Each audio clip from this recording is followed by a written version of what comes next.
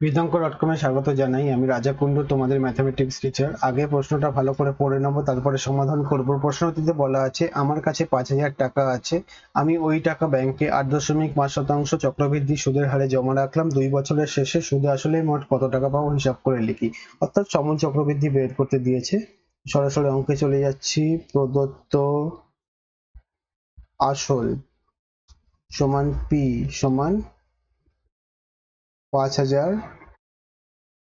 টাকা, চক্রবৃদ্ধি সুদের হার সমান আর 8.5% বার্ষিক। পি মানে প্রিন্সিপাল, আর মানে হচ্ছে রেট অফ ইন্টারেস্ট। আর পরবর্তী বিষয় হলো সময়। সময়কে এন দিয়ে বোঝাই নাম্বার অফ ইয়ার, সেটা হচ্ছে 2 বছর। তো সরাসরি আমরা বের করে ফেলি যেটা চেয়েছে।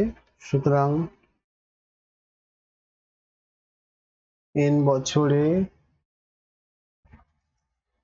সমূল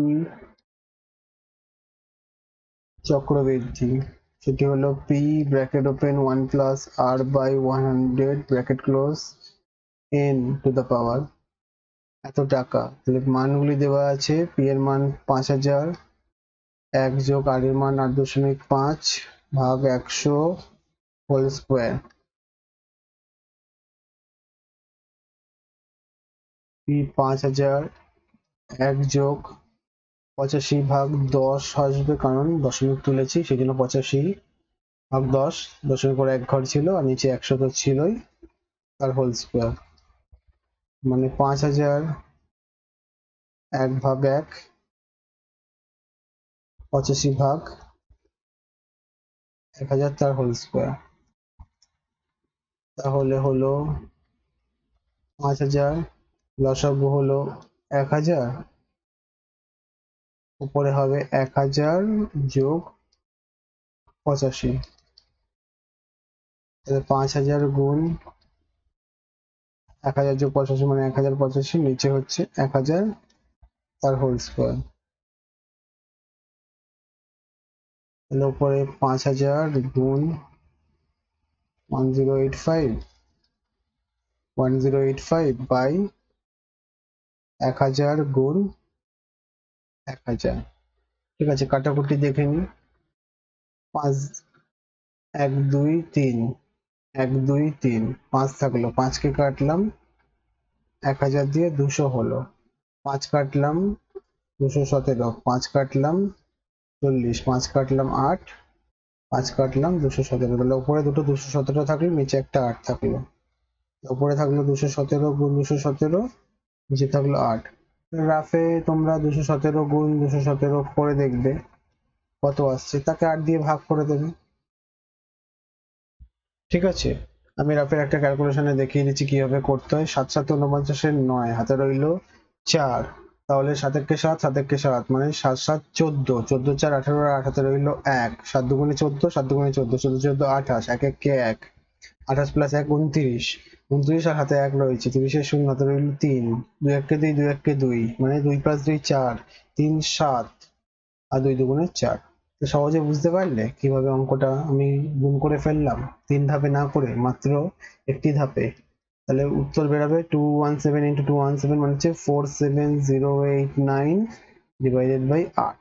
এর ভাগ করলে 5 8 40 শূন্য, 7 শূন্য থাকলো, 8 8 64, 6 8 থাকলো, 8 8 64, 4 9 থাকলো, 6 8 48, 1 থাকলো, তাহলে দশমিক আনলাম, শূন্য আনলাম, 8 1 8, 2 থাকলো, পাশের দশমিকের জন্য শূন্য বসলো মানে 20, 8 দুগুণে 16, 4 আসলো, দশমিকের জন্য শূন্য, 5 8 40। তাহলে আমার উত্তর বেরালো 5,886.125। কিন্তু এখানে আমাকে দুই ঘরে নিয়ে যেতে হবে দশমিকের পরে, যেহেতু টাকায় নিয়ে যেতে হবে। তাহলে 588.13। কেন 13? একটা নিয়মটা আমি চট করে বলে দিই। এখানে যেহেতু 1 to 5 আছে দশমিকের পরে, আমরা এতটা পর্যন্ত কেটে নিচ্ছি, অর্থাৎ এই ঘরে 5 আছে। যেহেতু 5 হচ্ছে এমন একটি সংখ্যা যেটি সমান 5, অর্থাৎ 5-এর থেকে বড় অথবা 5-এর সমান হলে, তাহলে আগের যে ঘরটি পর্যন্ত কাটছি আমরা সেই ঘরটিতে মান 1 যোগ হয়ে যায়, অর্থাৎ 13 হয়ে যাবে। আর যদি সেটি 5-এর থেকে নিচে থাকতো অথবা 5-এর সমান থাকলে বাড়বে, 5-এর নিচে থাকলে বাড়বে না, 1-2 থাকবে। তো হলো 5886.13। তাহলে উত্তর লিখে নিই, উত্তরটি হলো, সুতরাং উত্তরটি হলো 2 বছরের শেষে সুদে আসলে অর্থাৎ সমমূল চক্রবৃদ্ধিতে সুদে আসলে প্রায়, আচ্ছা এই মানটি প্রায়, হ্যাঁ কারণ এটি একটি আসন্ন মান, এক্সাক্ট মান 0.125, আর এই মানটি আমরা ধরে নিয়েছি আসন্ন মানে যেভাবে করতে হয় তার জন্য প্রায় মানে আসলে প্রায় 5886.13 মানে 13, অর্থাৎ 5886 টাকা দশমিক 13 পয়সা, দশমিকের জন্য 13 পয়সা পাবো ব্যাংক থেকে। Thank you for watching vedanko.com। অঙ্কের আরো প্রবলেম এবং সলিউশনের জন্য আমাদের ওয়েবসাইট অবশ্যই ব্রাউজ করো।